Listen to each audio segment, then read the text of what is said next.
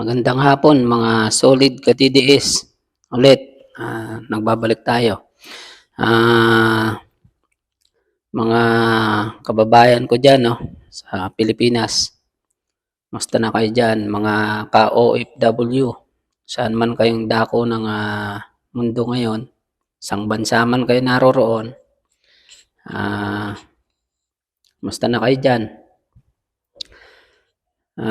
Ito, bagong pasabog na naman, no, ng mga testigo. Ito, bagong testigo na naman doon sa investigasyon sa Senado tungkol doon sa kaso ni Pastor Apollo C. Kibuloy. Yun nga, pinasapwina na ng Senado si Pastor Apollo Kibuloy dahil sa hindi pag-attend nito, no, sa Senado. Ngayon, pinirmahan na ni Senate President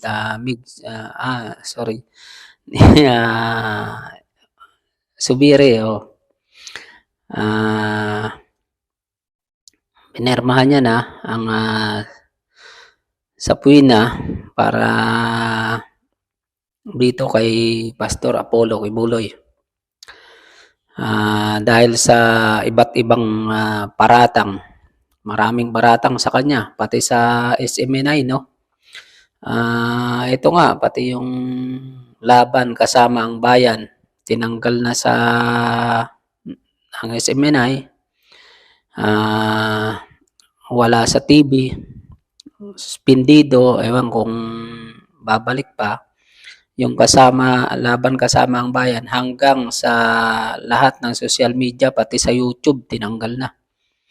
Kaya ito, magkakaroon ng maisog rally sa Cebu sa February 25 at sasabayan na ito ng People Power anniversary, no, ng dyan sa Maynila. Sa People Power Monument, sasabayan ito.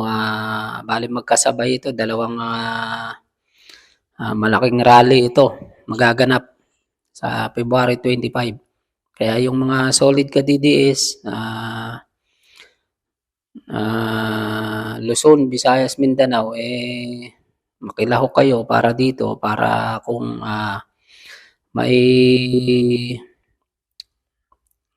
mailabas nyo yung mga opinion nyo para dito sa mga nangyayari ngayon, ano. Etong sa People's Power Monument, mga ito, mga dilawan na kung tawagin.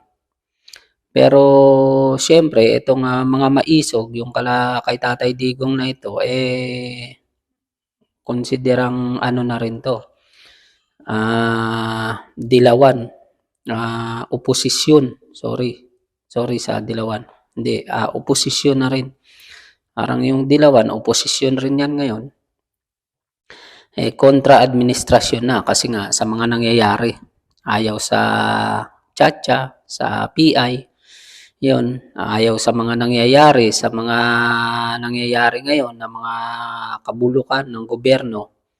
Yun, kaya ang tayo ngayon, mga DDS, yun nga, sabi ni Tatay Digong, tayo na, oposisyon na rin tayo ngayon. Hindi na tayo sa administrasyon, wala na ang unit team, sira na. Inday Sara na lang ang natitira dyan sa unit team, lahat ng bumoto, wala na. Kaya imposible yung sasabihin na yung prayer rally para sa pagkakaisang muli, parang napakalabong mangyaring magkaisa uli.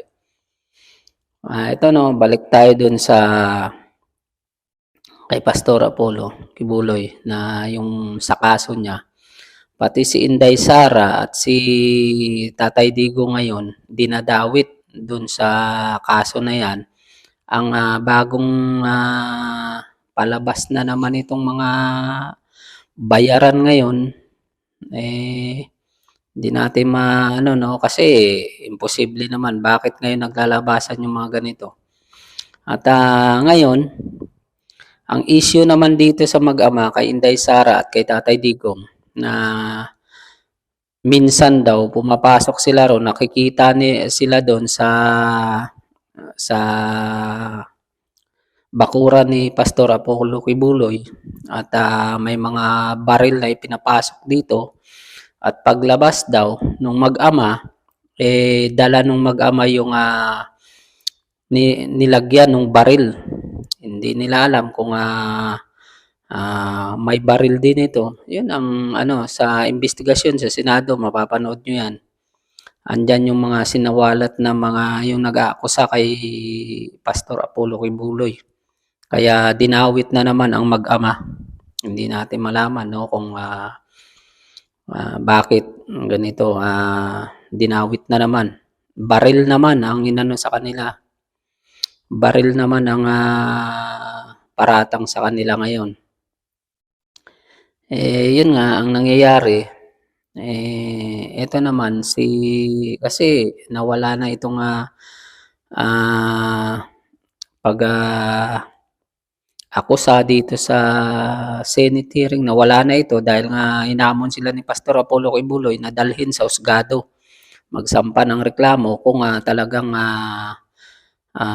may kaso para sa kanya. At yun nga, yung kasi yung ibang nag-witness doon, na-dismiss na raw yung kaso, tapos na yun, na-dismiss na. Ngayon, bumalik na naman. Hindi natin malaman kung, alam mo naman, sa panahon ngayon, pera-pera na ang labanan. So, eto naman, ang Senado, etong si Senate President Zubiri, pinermahan ang sapwina para kay Pastor Apollo Kibuloy. Itong mga to, kumbaga, mga nakinabang ito sa SMNI inanuhan pa ito. Kinakampanya pa itong mga nung sa unit team noon. Ngayon wala na. Watak-watak na. Iba na ang kasi kumbaga wala na silang tapos na ang kailangan nila kumbaga. Tapos na ang kailangan nila sa SMNI at ang SMNI nagpapahayag lang ng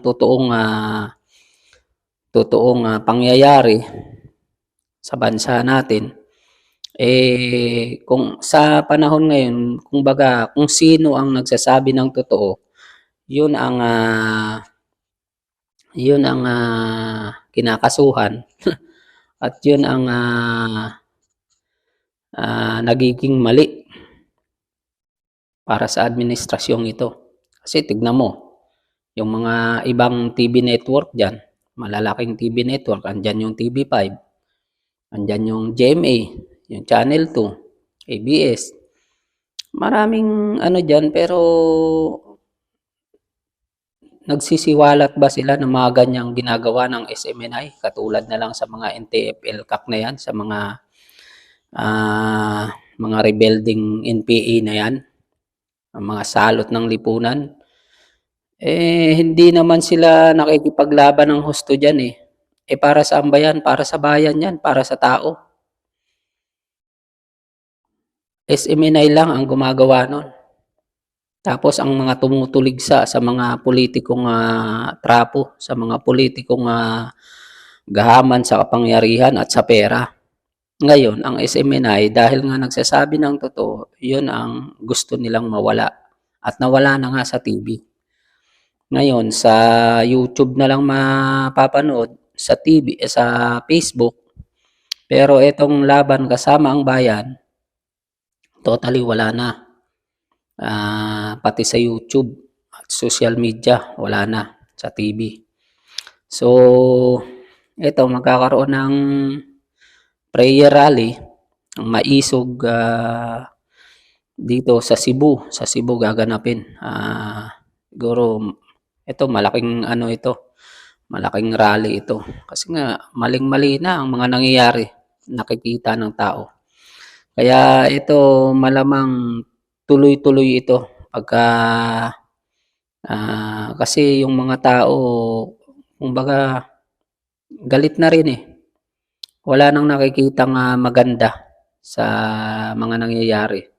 Puro na lang ano, tignan mo yung pondo ng bayan imbis na ilaan natin para sa mga tao, para sa mga pangangailangan ng mahihirap, sana pupunta sa mga doon napupunta sa mga gahaman sa salapi at sa gahaman sa kapangyarihan.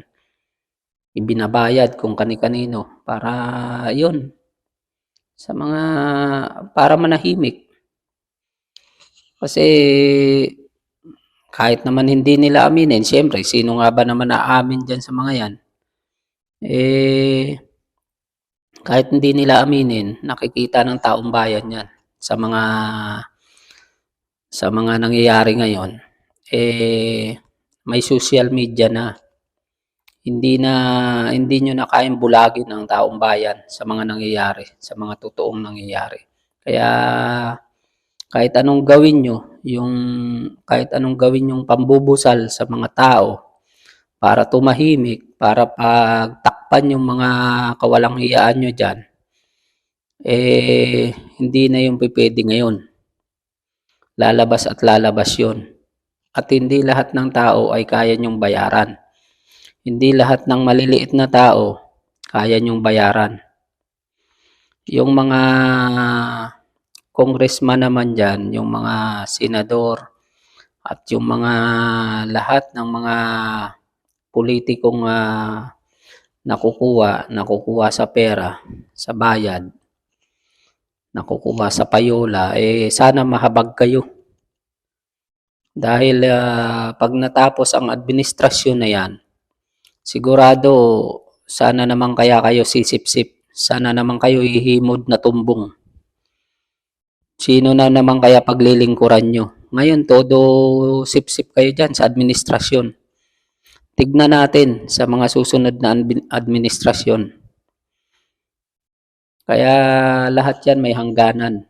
Sana pumanig kayo sa katotohanan sa taong bayan na nagluklok sa inyo. Huwag niyong sambahin yung mga pansamantala lang dyan sa administrasyon. Sana paglingkuran nyo ng totoo ang taong bayan kasi yan ang nagluklok sa inyo at kung wala yung taong bayan na bumoto sa inyo, wala kayo dyan sa posisyon nyo. Kasi yung mga pangako nyo nung eleksyon, iba kaysa sa ginagawa nyo ngayon.